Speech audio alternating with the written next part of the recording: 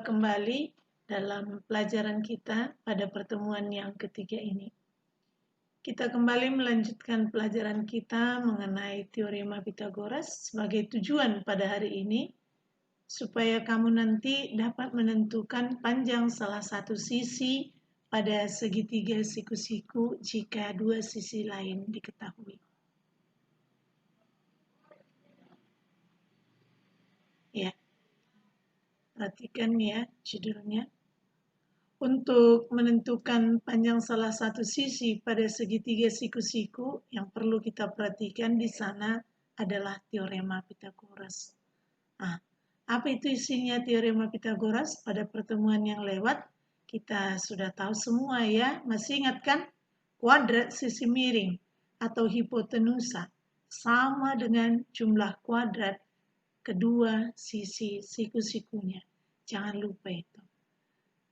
Oke, untuk lebih memahami daripada teorema itu, mari kita perhatikan contoh-contoh berikut ini. Yang pertama, tentukan sisi terpanjang pada segitiga siku-siku jika sisi siku-sikunya adalah 12 cm dan 5 cm. Untuk menentukan sisi terpanjang, pertama harus kita gambar terlebih dahulu segitiganya, segitiga siku-siku di A. Sisi terpanjang BC. Kenapa? Karena segitiga ini siku-siku di A. Maka ini, pada segitiga ini, kita gunakan teorema Pythagoras, sisi terpanjang hipotenusa BC pangkat 2. Sama dengan AB pangkat 2 tambah AC pangkat 2. Masukkan ukuran-ukuran pada segitiga ini. AB tadi 12 berarti 12 pangkat 2, AC 5 berarti 5 pangkat 2. Kita hitung 12 pangkat 2 144, 5 pangkat 2 25 dijumlahkan adalah 169, berarti BC akar 169 atau 13, sehingga panjang sisi terpanjang atau hipotenusa atau disebut juga sebagai sisi miring adalah 13 cm. Perhatikan ya anak-anak kami ya. Di contoh yang kedua hal yang sama juga. Di sini DEF adalah sebuah segitiga siku-siku. Panjang DE 8 cm, DF 17 cm. Segitiga tersebut siku-siku di sudut E. Ini lihat, sudut E 90 derajat. Tentukan panjang EF. Hal yang sama, untuk memudahkan kita harus dibuat gambarnya. Segitiga DEF siku-siku, E 90 derajat, berarti di E dia siku-sikunya. Ini dia ya lambang siku-siku. Berarti DF itu sebagai sisi miring, DE dan EF sebagai sisi tegak. Kita masukkan, perhatikan ini, penggunaan teorema Pythagoras, DF pangkat 2 sama dengan DE pangkat 2 tambah EF pangkat 2. Kita masukkan ukuran tadi, DF 17 pangkat 2, DE 8 pangkat 2. Perhatikan ya, 17 pangkat 2, 289. Ini, 8 pangkat 2, 64 sama dengan EF pangkat 2. Perhatikan, dikurangkan kan, pindahkan 64 ke sisi kiri, berarti 289 kurang 64 sama dengan EF pangkat 2. Berapa? 225 adalah EF. Jadi dapat EF panjangnya adalah 15 cm. Begitu caranya, harus dibuat skemanya atau sketsa gambarnya ya. Oke. Hal yang sama juga pada contoh berikut ini kita lihat. Contoh yang ketiga, apa yang diketahui? Sebuah persegi panjang. Ya, panjangnya 20 cm dan lebar 15 cm. Tentukan panjang diagonal persegi panjang tersebut. Oke, anak-anak kami. Jangan langsung kamu, ya susah, tidak. Perhatikan persegi panjang, ini gambarnya kan, berarti semua sudutnya siku-siku. Mana ini sebagai diagonal? Ini dulu yang harus kita tahu. Ini diagonal ini, panjang D, apa ini, garis D, D ini, D, inilah diagonal. P panjang, L ini lebar. Lihat, siku-siku di sini. Kenapa? Karena keempat sudut pada persegi panjang itu siku-siku. Ya, jelas. Ini diagonal sebagai sisi miring. Ini kita gunakan juga teorema Pitagoras tadi. Apa di sini? D kuadrat sama dengan P kuadrat tambah L kuadrat. Masukkan berapa tadi panjang? 20. Berarti 20 pangkat 2. Berapa lebar? 15. Berarti 15 pangkat 2. Dihitung ya. 20 pangkat 2 adalah 400. 15 pangkat 2 adalah 225. Dijumlahkan 625. Sehingga D ini adalah akar 625. Berapa akar 625 anak kami? Adalah 25. Maka panjang diagonal pada persegi panjang ini sama dengan 25 cm. Enggak susah dia. Ingat saja ya, teorema Pitagoras itu hanya berlaku pada segitiga siku-siku. Oke. Kita kembali perhatikan lagi, ini mungkin lebih susah dari contoh sebelumnya. Lihat gambarnya ini ya. Ini gambar segitiga ya kan. Ada dua segitiga siku-siku. Kita lihat. Perhatikan ya. Tentukan panjang CD. Ini CD. Lihat panjangnya. Oke. Untuk menyelesaikan ini, yang pertama perhatikan segitiga DAB. DAB di mana tadi siku-siku? Di A. Ini ya, DAB. Ini di A siku-siku, berarti sisi miringnya BD. Nah, masukkan teorema Pitagoras selalu datang dari sisi miring kita. BD pangkat 2 sama dengan AD pangkat 2 tambah AB pangkat 2. Masukkan yang ada. Maka diperoleh bahwa BD itu adalah akar 225 sama dengan 15. Sudah selesai belum? Baru dapat BD. Apa tadi yang ditarik? CD atau DC. Maka untuk mencari CD ini, segitiga siku-siku yang kedua kita lihat. Yang mana itu? D, B, C. B sebagai sudut siku-sikunya. Lihat lambangnya. Oke, kita perhatikan cara menghitungnya. Selalu ya teorema Pitagoras yang kita gunakan. DC pangkat 2 sama dengan DB pangkat 2 tambah BC pangkat 2. Masukkan ukuran yang ada di segitiga itu. Lihat tadi BD dari perhitungan dapat 15. Masukkan. BC 8. Masukkan. Hitung. Ternyata DC itu adalah akar dari 289. Berapa itu? 17. Begitu caranya. Maka diperoleh panjang DC adalah 17 cm. Ingat ya anak kami ya, nggak susah. Tidak susah. Oke, sekarang contoh yang kelima ini lagi lebih rumit. Yuh, bagaimana ini Bu? Kok banyak kali segitiganya ini? Ini lihat segitiga kita ini, ada 3 segitiga. Ya, dan perhatikan, ini panjang AB 1 cm. Tentukan panjang AE. Lihat ini anak kami ya. Untuk penyelesaian ini lihat. Kode-kode ini. Pada gambar, kalau kodenya sama seperti ini, itu menunjukkan panjang dari sisi itu adalah sama. Jangan nanti bingung, ada ini. Kode-kode ini ada fungsinya.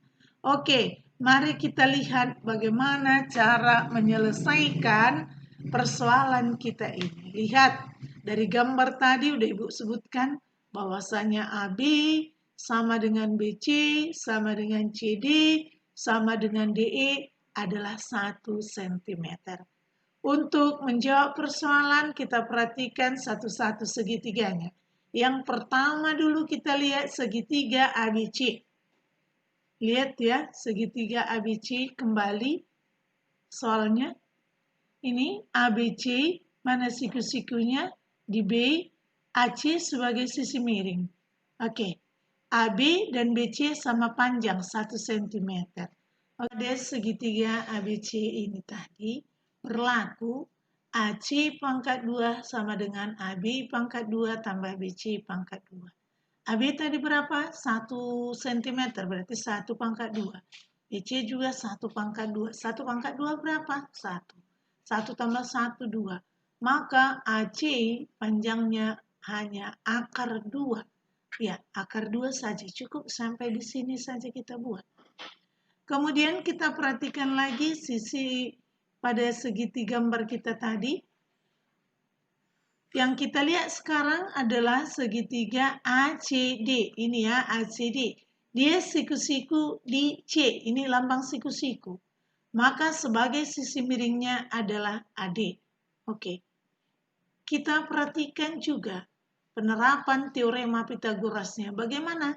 AD pangkat 2 sama dengan AC pangkat 2 tambah CD pangkat 2. AC dari perhitungan tadi kita dapat akar 2. Maka AC pangkat 2 berubah menjadi akar 2 pangkat 2.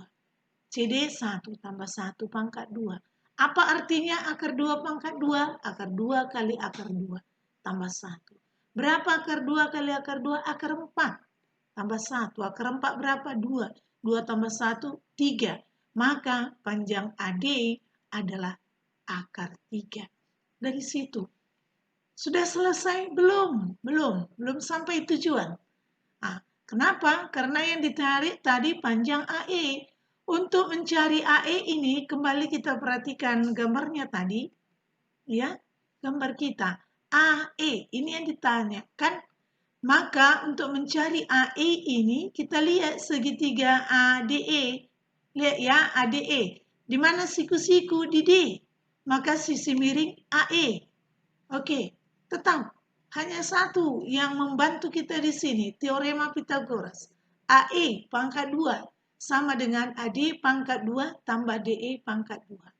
AD tadi dari perhitungan dapat akar 3.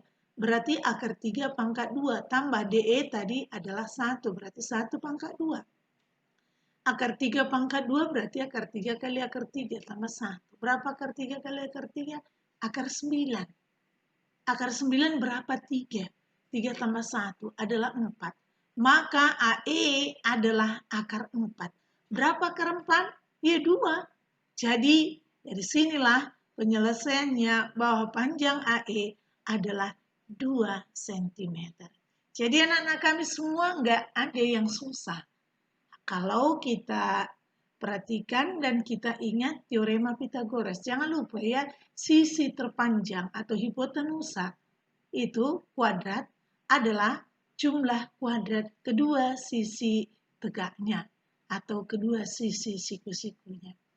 Oke anak kami, sekarang ada lagi istilah pada teorema Pitagoras ini yang dikenal dengan triple Pitagoras. Apa itu triple Pitagoras? Tigaan, triple, tigaan. Nah, tadi sisi-sisi pada segitiga siku-siku itu kan ada 3 sisinya kan? Ukuran-ukuran sisi itu selalu dia merupakan bilangan asli.